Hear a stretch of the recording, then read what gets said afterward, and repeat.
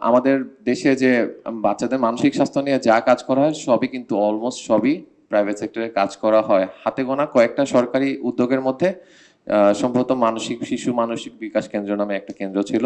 এই গত এক সপ্তাহ আগে এটার প্রধান চিকিৎসক পদত্যাগ করেছেন 6 মাস ধরে বেতন না পেয়ে। হ্যাঁ, তো আসলে আর দেশে যে লাখখানেক বা লাখের উপরে যে বাচ্চারা অটিজম সংক্রান্ত সমস্যায় ভুগছেন তাদের জন্য কিন্তু সরকারি আর কোনো সেবাই রইল না। তো এটার ব্যাপারে আমাদের সরকার কি করবে, বর্তমান ইন্টারিম বা পরবর্তীতে রাজনৈতিক সরকার আসবে তাদের আমরা দেখেছি এখানে বিএনপির প্রতিনিধি আছেন, এবি পার্টির প্রতিনিধি আছেন, বিএনপির 31 দফায় শিশুদের নিয়ে কথা আছে। এই ব্যাপারগুলো আমাদেরকে আশাবাদী করে, কিন্তু আমরা ভবিষ্যতে শিশুদেরকে নিয়ে রাজনৈতিক সরকারের কাছ থেকে আরো বেশি কাজ চাই, কারণ শিশুরাই কিন্তু আমাদের জাতির ভবিষ্যৎ। এটা কিন্তু একেবারেই অত্যুক্তি না বা এটা কোনো বইয়ের কথা না, এটা প্র্যাকটিক্যাল কথা। Thank you.